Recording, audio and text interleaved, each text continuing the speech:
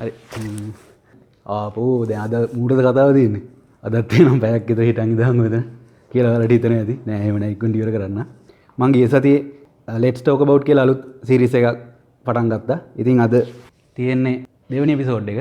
ඉතින් න්‍යාය පත්‍රානුකූලව අද හරිනම් තියෙන්නේ let's talk about calendar. chapter 2 එක මම calendar එක ගැන කියනවායි කිව්වා. හැබැයි මෙහෙමයි. දැන් ඊට කලින් මට හිතුණා ගිය සැරේ කරපු ඉදිරිපත් කිරීම ගැන පොඩි වචන සල්පයක් කතා කරන්න මගේ පෞද්ගලික සුඛ විහරණය උදෙසා. දැන් උඹලා හිතන ඇති මූ පණ්ඩිතයාගේ කැලෙන්ඩර් එක ගැන කිව්වට මූ විස්තර හොයාගෙන නැහැ. නෑ මචං ස්ක්‍රිප්ට් එක ලියලා ලාච්චියේ තියෙනවා. ඒක ලබන සැරේට මම ඉදිරිපත් කරන්න. සහ දැන් 14 දෙනෙක් ඉන්නවා. දවස් 14කට සැරයක් බඩු පැකට් වෙන සීන් එකක් තියෙන්නේ. ඒ හින්දා අපිට කන්ටෙන්ට් ඕනි මචං. දැන් දිග්ගස්සමු මේක පොඩ්ඩක්. ඉතින් අද episode 2 let's talk about stand up comedy. දැන් මේ මාතෘකාව ගැන දන්න අල්ට්‍රා ප්‍රෝ මැක්ස් ලෙවල් කට්ටිය මෙතන ඉන්න පුළුවන්. සහ මම එච්චර දන්නේ නැහැ දේවල්. මම රසිකයෙක් විතරයි. ඉතින් මම stand up comedy ගැන මගේ සත දෙක දාන්නම්. දැන් අපි සත දෙක දානවා කියන්නේ මොකක් හරි දෙයක් ගැන තමන්ගේ තියෙන තමන්ගේ දායකත්වය ඒකට දක්වන එකට තමයි ඉතින් සත දෙක දානවා කියන්නේ. ඒක දන්නවා ඇති ඉතින් මේ සත දෙකේ කාසිනම් දැන් හොයන්නත් නැහැ. හරි. ඇත්තටම මට ගිය සැරේ ඕනේ උනේ නිකන් සාම්ප්‍රදායික ආදර්ශමත් කතා කරලා බැස යනවට වඩා ස්ටෑන්ඩ් අප් කොමඩි ස්ටයිල් එකට ස්ටෑන්ඩ් අප් කොමඩියක් වගේ එකක් හරි මට කරන්න පුළුවන්ද කියලා try කරලා බලන්න ඕන උනේ. ඇත්තට මට ලොකු ආසාවක් තිබුණා මේ මටත් මේක කරන්න පුළුවන්ද. ආසාවක් තිබුණා මම්ම ලියපු මගේම OG ස්ක්‍රිප්ට් එකකට මටත් මේක try කරලා බලන්න පුළුවන් වෙයිද. දැන් මේකේ පොණිය රූල් එකක් වගේ එකක් තියෙනවා. මේක ස්ටෑන්ඩ් අප් කොමඩියක් කරනවා නම් ඒක කරන්න ඕනේ ඩිරෙක්ට් ඔඩියන්ස් එකකට. එහෙම ලයිව් ඔඩියන්ස් එකකට කරන්න ඕනේ. මට try කරලා බලන්න ඕන උනා. ඉතින් ඒ ආසාව මම සංසිඳව ගත්තා ගිය සතියේ.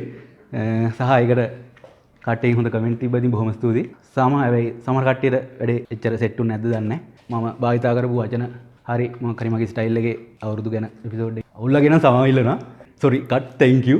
හරි.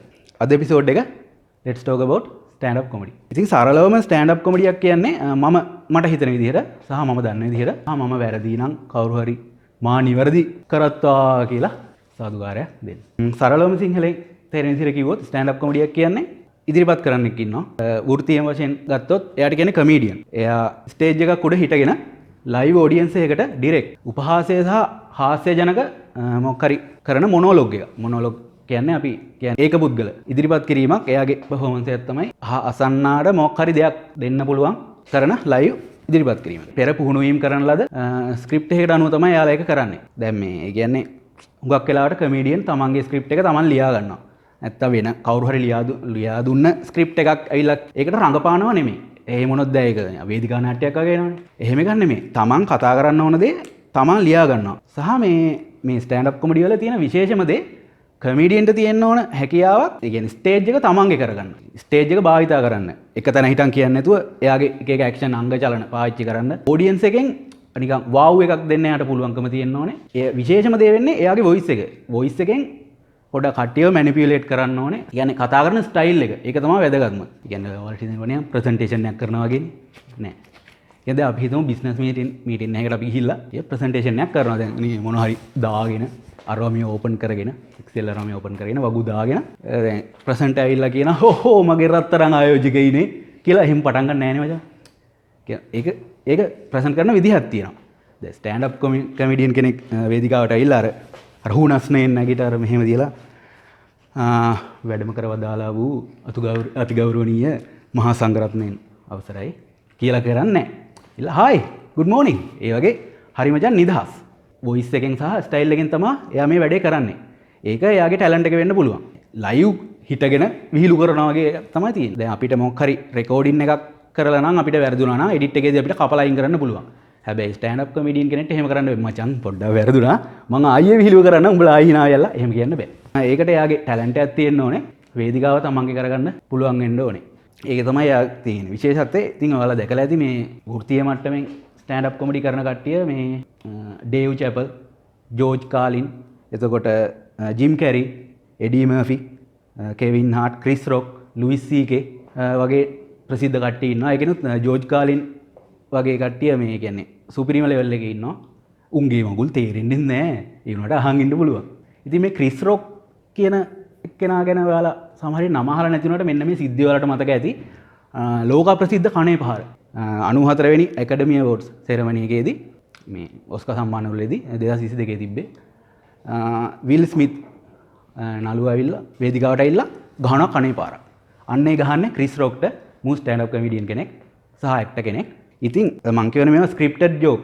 එයා ඒ වෙලෙදී අන්ස්ක්‍රිප්ටඩ් ජෝක් එකක් කරනවා විල් ස්මිත්ගේ වයිෆ්ට. එයාගේ අර රෝගී තත්ත්වයක් හේතුවෙන් අර කොණ්ඩේ නෝට් වගේ කපලා තිබ්බේ. ඉතින් මූ අන්ස්ක්‍රිප්ටඩ් ජෝක් එකක් කරනවා. G.I. Jane කියලා පරණ ෆිල්ම් එකක් තියෙනවා. ඒ ෆිල්ම් එකේ ඉන්න ප්‍රධාන චාරි නිලිය ඒ වගේ කොණ්ඩේ කට්ටයක් කපලා ඉන්නේ. ඉතින් අරුව ඇවිල්ලා කියනවා G.I. Jane එකේ part 2 එකක් එනකම් අපි බලන් ඉන්නවා ඔයාගෙන් කියලා. ඉතින් මේ ඔඩියන්ස් එකේ මාර වාවයක් එනවා. විල් ස්මිත් එක පොඩ්ඩක් මල පැනලා මූ ඇවිල්ලා කනේ පාරක් ගහනවා. මේ අන්ස්ක්‍රිප්ටඩ් ජෝක් එකෙන් උනේ ඕකයි. මේ හැබැයි ස්ටෑන්ඩ් අප් කොමීඩියන් කෙනෙක් විදිහට ක්‍රිස් රොක් ඒ වෙලාවේදී මාර විදිහට ඒක ධනාත්මක පැත්තට ප්ලේ කරා ඉතින්දී ඌ එතෙන්දී නිකන් ඌ ටිපර් වෙන්න ගියේ නැහැ. හැබැයි පස්සේ චාටර් විදිහට ඌ එකෙන් පලිගත්තා. සහ මේ විල් ස්මිත් ප්‍රසිද්ධියේ සමාව ගන්න වුණා සහ අවුරුදු 10ක ඔස්කා සම්මාන ඔස්කා තහනමක් ආවා. ඌට තාමත් ඒක තහනම්. සහ ඌගේ මේ රිලීස් වෙන්න තිබ්බ ෆිල්ම් කම්පැනි වලින් කල් දැම්මා. ස්ටෑන්ඩ් අප් කොමඩි වල ඔයගේ සීනුත් තියෙනවා. වැදගත්ම දේ හරි ඔඩියන්ස් එකකට මේක ඩිලිවර් කරන්න ඕනේ. දැන් යාලා ප්‍රසංග පවත්වන්නේ ටිකට් අරන් බලන්න යන්න ඕනේ. ඒ කියන්නේ මේක වැටෙන්න ඕන කෙනෙක් නැති අතර ගියොත් ෂණික ටිපර් වෙන්න පුළුවන්. දැන් ඔයගේ ලංකාවේ සිද්ධියක් වුණා මතක ඇති. ලංකාවේ ස්ටෑන්ඩ් අප් කොමඩි ගිග් එකක් තියෙනවා. මෝඩා විමානය කියලා. මේ සැරෙත් ඒක තියෙයි පස්වෙනි සැරේට. ඉතින් ඒකේ ලංකාවේ සෙට් එකක් කරන්නේ. ඕකේ මතක ඇති නතාෂා එදිරි සූරිය. මට මතක හැටියට. එයාලගේ ඉවෙන්ට් එකේ කොහොම හරි පොඩි කෑල්ලක් එයාගේ පර්ෆෝමන්ස් එකේ එයා YouTube දැම්මා. YouTube දැම්ම කියන්නේ පබ්ලික්. එතකොට මේක කොල්ලත් බලනවා, බල්ලත් බලනවා, ආච්චිලත් බලනවා, සීයලත් බයිනවා. මේ ගෑණිට නඩුවක් ෆයිල් වුණා ආගමට අපහාස කරා කියලා. අන්තිමට නඩු තාම මං හිතන්නේ අප පිටද කොහෙද. ඉතින් අන්න ඒකයි හරි ඔඩියන්ස් එකකට මේක ඩිලිවර් වුණ නැතොත් ෂණික ටිපර් වෙන්න පුළුවන්. සහ දැන් බලන කට්ටිය ඔඩියන්ස් එක අපි ඔඩියන්ස් එක විදිහට අපි සල්ලිත් ගෙවලා ස්ටෑන්ඩ් අප් කොමඩියක් බලන්න යනවා. පුළුවන් නම් ඉනස්සම් කොපි hina එන්නේ. යකෝ සල්ලිත් ගෙවලා බං එහෙම ඕනේ නැහැ. ඒ කියන්නේ මේක පටන් ගත්ත වෙලේ ඉඳන් ඉවර වෙනකන් කමීඩියන් ඔඩියන්ස් එක හිනස්සන්න ඕනේ කියලා යන්නේ. එයා අතරම ස්ක්‍රිප්ට් එකක් ලියන්නේ. ස්ක්‍රිප්ට් එක ලියද්දි එයාගේ වොයිස් එකේ අපි කියන්නේ පංච් කරන්න ඕන තැන් එයා දන්නවා. සහ ස්ක්‍රිප්ට් එකේ එයා ඒක ලියනවා. සහ අපි ඒවට කියන්නේ පංච් ලයින්ස් කියලා. කමීඩියන් පංච් ලයින් එක ලියලා එතෙන්දී එයා වොයිස් එකෙන් ඒක පංච් කරනවා. හඬ උස් පහත් කිරීම ඔය වගේ එයාගේ ටැලන්ට් එකෙන් එයා ඒක කරනවා.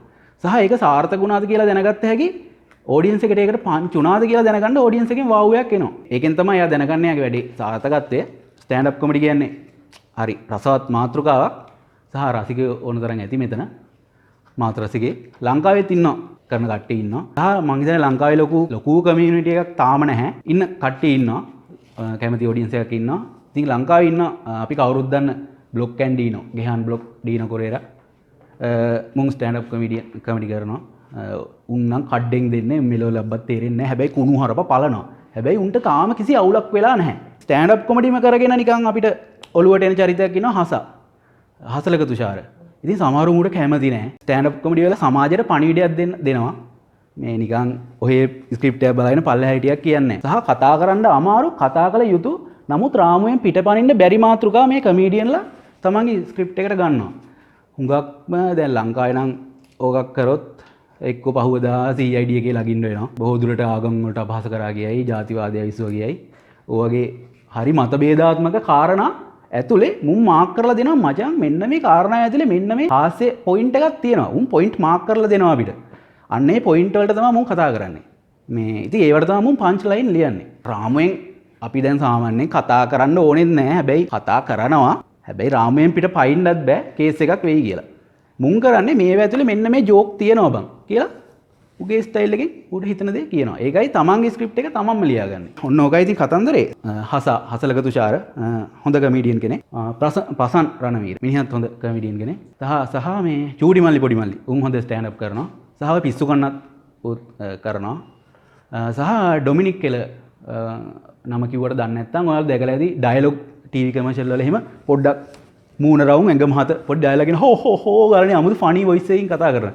මිනිහා ඩොමිනික් කියලා මිනිහා හොඳ ස්ටෑන්ඩ් අප් කොමීඩියන් කෙනෙක්. වොයිස් එකෙන් තමයි ඇත්තටම ඒ කියන්නේ තමන්ට තියෙන දේවල් හිතන්නකො තමන්වම ට්‍රෝල් කරගන්නවා. ඒ තමන්ගේ තියෙන අඩුපාඩුවක් හරි ෆනි විදිහට මුන් මේක එළියට දෙනවා. ඒක තමයි යාළුවා තියෙන හැකියාව. ඇත්තටම ගොඩක් දේවල් කියන්න පුළුවන් මම අද කට්ටේ හිටන් ඉන්න කැමති නැති සහ අද කතාවේ hina වෙන්න දේවල් නැතිකම නිසා මම මේක පොඩ්ඩක් ඉතින් නවත්තන්න අද ගන්න ආදර්ශයක් නැහැ අතරම සහ මේ ඉතින් ඔන්නෝකයි ස්ටෑන්ඩ් අප් කොමඩි ගැන මගේ සත දෙක. ඉතින් ලබන සතියේ let's talk about calendar episode 3 එකෙන් හම්බෙමු. සහ ඔයාලටත් පුළුවන් මේ සීරීස් එකට දිග්ගස්සගෙන යන්න එපිසෝඩ් එකතු කරගෙන. දැන් කවුරුත් ඔක් කරන්නේ නැහැ මම දන්නවා. ඉතින් වැඩි කරන්න දෙන්නේ අද මම කතා කරන්නේ ආන්අරුගේ let's talk about series එකේ let's talk about තමන්ගේ ටයිටල් එක කියලා ඔන්න පොඩි අතලයක් දෙන්න පුළුවන්. ඉතින් දවස් 17කට පස්සේ හම්බෙමු නිකන් අර රිමාන්ඩ් බන්ධනාගාරේ ඉඳලා දවස් 14ක සැරයක් මෙතෙන්ට එනවා වගේ. ඉතින් රිමාන්ඩ් වුණාත් එහෙනේ දවස් 17ක සැරයක් 14කට යන්නේ නේ. ඉතින් මේ දවස් 14කින් නැවත එපිසෝඩ් 3 එකෙන් හම්බෙමු let's talk about calendar එක සමග. ඉතින් අහන් හිටියට බොහොම ස්තුතියි.